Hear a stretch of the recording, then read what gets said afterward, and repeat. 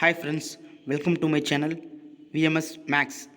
நம்ம இன்றைக்கி பார்க்க போகிற டாபிக் என்னென்னா 12th ஸ்டாண்டர்ட் 4th சாப்டர் நேர்மாறு முக்கோணவியல் சார்புகள்லேருந்து அதனுடைய எக்ஸசைஸ் 4.1க்கு உண்டான கான்செப்ட்ஸை பார்க்க போகிறோம்.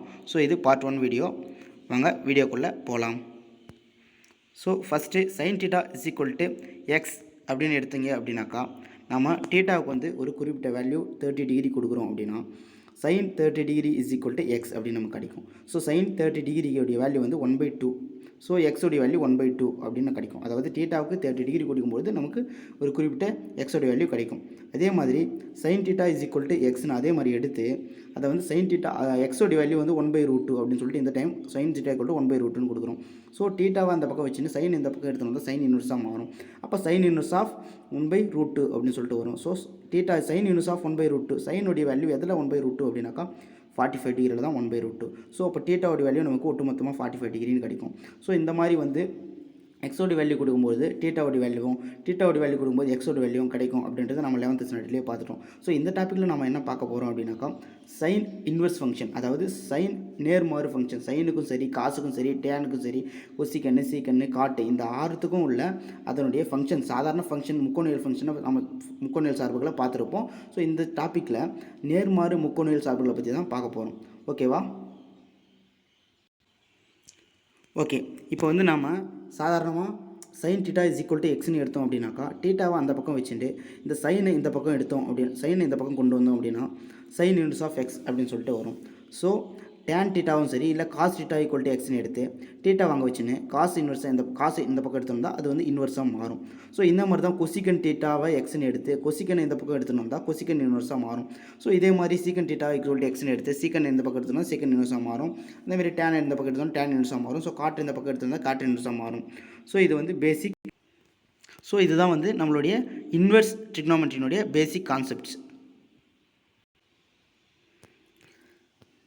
அப்புறம் நமக்கு ஒன்று தெரியும். ஸோ ஆல்ரெடி நம்ம படிச்சிருப்போம் சின்ன கிளாஸ்லேயே, x inverse is equal to 1/x அப்படின்னு சொல்லிட்டு நம்ம எடுக்கலாம். அதேமாதிரி எக்ஸ் பவர் -2 அப்படின்னு இருக்குது அப்படின்னாக்கா அது வந்து 1/x² அப்படின்னு சொல்லிட்டு நம்ம எழுதலாம். பட் இன்வெர்ஸ் ஃபங்க்ஷனில் சைன் இன்வெர்ஸ் ஆஃப் எக்ஸ் அப்படின்னு இருக்குதுன்னா அதை 1/sin ஆஃப் எக்ஸ் அப்படின்னு சொல்லிட்டு எடுக்கக்கூடாது. This is not right.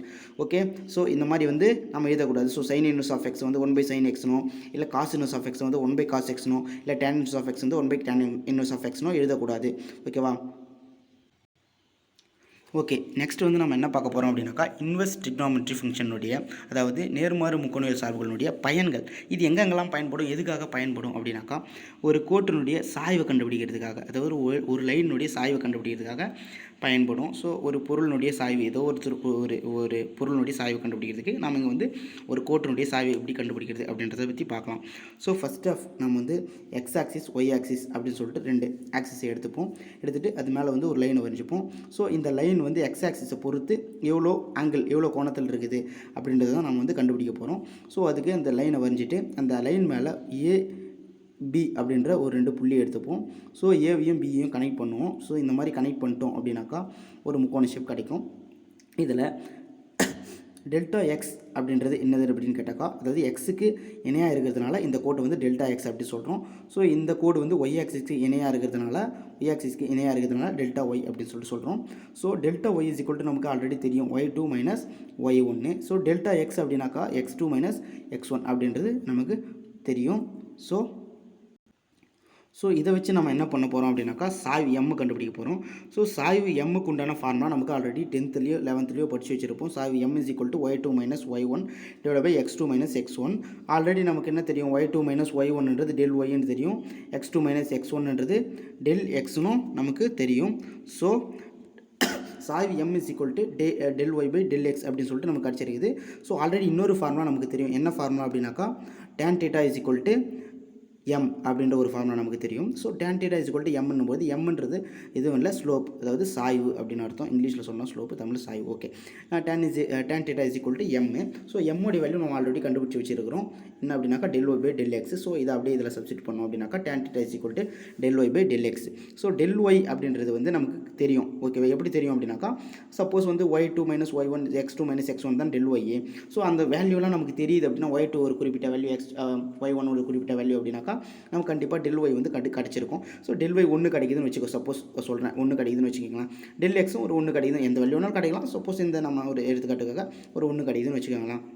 அப்போ tan theta is equal to நமக்கு என்ன டோட்டலாக ஓவரால் என்ன கிடைக்கணும்னா 1/1 1 அப்படின்னு சொல்லிட்டு கிடைக்கும். So tan theta is equal to 1 அப்படின்னா theta இஸ் ஈக்குவல் டு என்னன்னா tan இன்வெர்ஸ். tan இந்த பக்கம் போச்சு அப்படின்னாக்கா tan இன்வெர்ஸாக மாறும். அப்போ tan இன்வெர்ஸ் ஆஃப் 1 அப்படின்னு சொல்லிட்டு கிடைக்கும். ஸோ tan இன்வெர்ஸ் ஆஃப் 1 அப்படின்னாக்கா tan இன்வெர்ஸ் ஆஃப் 1 எதில் 1 அப்படின்னா theta is equal to 45 degree. அதாவது tan theta is equal to 45 டிகிரியில் பார்த்தீங்கன்னா தான் tan உடைய வேல்யூ 1. இப்போ theta வந்து நம்ம 45 டிகிரி கிடைக்கும். ஃபைனலாக நமக்கு வந்து theta அதாவது அந்த கோட்டினுடைய ஆங்கிள் நமக்கு வந்து கிடைக்கும். ஸோ கோட்டினுடைய ஆங்கிள் மட்டும் இல்லை. ஸோ சப்போஸ் ஏதோ ஒரு கோபுரம் சாய்வாக இருக்குது அப்படின்னாக்கா அடுத்து விளக்கு எடுத்துக்காட்டு 2ல் பார்த்தீங்க அப்படின்னாக்கா புக்கில் கொடுத்துருப்பாங்க. ஒரு பைசா கோபுரம் இருக்குதுல்ல, அதனுடைய சாய்வை எப்படி கண்டுபிடிக்கலாம் அப்படின்னாக்கா அதோ இந்த மெத்தட் வச்சு கண்டுபிடிக்கலாம். So trigonometry, inverse trigonometry functions எதுக்கு யூஸ் ஆகுது அப்படின்னாக்கா ஒரு கோபுரத்தினுடைய ஒரு சாய்வோ இல்லை ஒரு கம்பத்தினுடைய சாய்வோ இல்லை ஏதோ ஒரு பொருள் சாய்வு கண்டுபிடிக்கிறதுக்காக இன்வெர்ஸ் ட்ரிக்னோமெட்ரி ஃபங்க்ஷன் வந்து நமக்கு யூஸ் ஆகுது.